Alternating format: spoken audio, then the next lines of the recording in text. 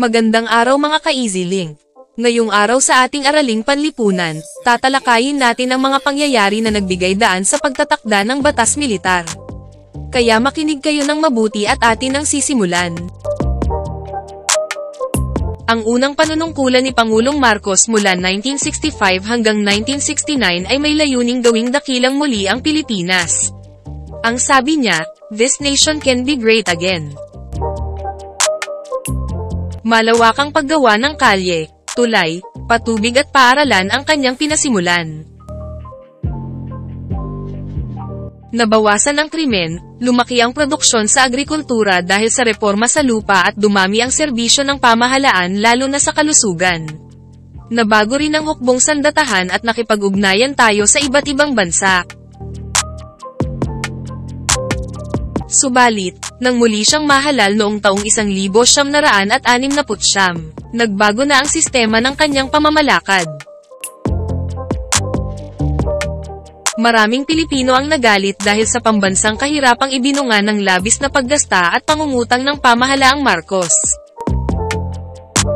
Mga pangyayari sa bansa na nagtapos sa pagdedeklara ng batas militar. Una, mga suliraning pangkabuhayan. Patuloy na lumaki ang panlabas na utang ng pamahalaan. Ang mga proyektong kanyang sinimulan ay ipinangutang niya sa mayayamang bansa. Tumaas din ang halaga ng langis sa pandaigdigang palengke. Patuloy na umangkat ang pamahalaang Marcos. Kaya't tumaas din ang halaga ng mga bilihin.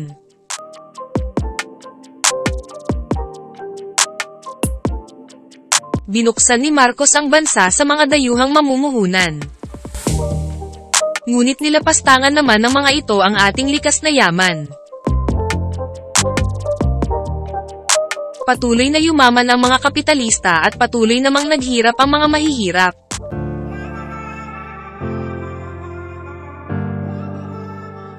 Ikalawa, mga suliraning panlipunan. Ang mga mayayaman at mga politiko ay nagtatag ng kani-kanilang private army. Madali ang pamimili ng mga armas at baril, karamihan ay galing sa ibang bansa.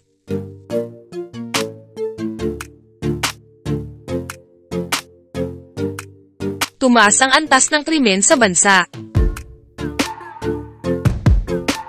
Dahil sa pahirap ang buhay at maliit na kita ng mga manggagawa, nagsimula ang maraming pag-aaklas na sinuportahan ng mga aktivistang mag-aaral.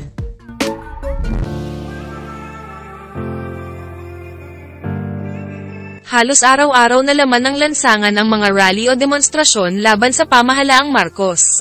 Dito nagsimula ang Parliaments of the Streets.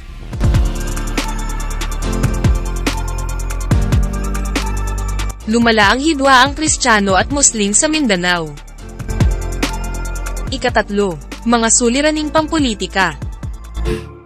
Iba't ibang samahan na may iba't ibang simulain ang natatag.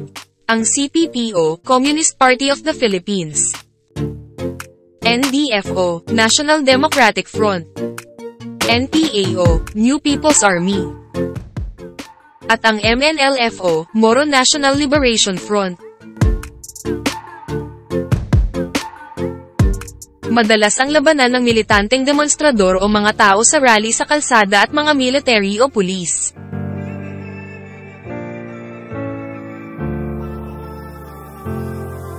Noong ika-21 ng Agosto taong 1972, nagkaroon ng isang malaking pagsabog sa Plaza Miranda sa Maynila, ang pook na madalas pagdausan ng mga demonstrasyon, at kung saan nagaganap ang campaign rally ng Partido Liberal ng panahong iyon. Dahil sa pagpapasabog sa Plaza Miranda, ipinatupad ang Proklamasyon 889 na nagsuspindi sa writ of habeas corpus o ang pagkaputol ng karapatang dinggin sa hukuman ang mga kaso ng mga inaaresto ng pamahalaan. Ibinunyag ni Senador Benigno Ninoy Aquino ang planong pagdeklara ng batas militar ni Pangulong Marcos sa ilalim ng Planong Oplan Sagittarius. Si Aquino ang matinding kalaban ni Pangulong Marcos sa politika at may kakayahan sanang maging pangulo rin ng bansa. Noong ika-21 ng Setyembre, 1972, narinig ang sirena ng pulis sa buong Pilipinas. Nawalan ng kuryente ang buong bansa. Nang magkakuryente, tumambad sa telebisyon ang larawan ni Pangulong Marcos sa lahat ng istasyon. I signed Proclamation No. 1081, placing the entire Philippines under martial law. Ito ang mga katagang kanyang binitiwan.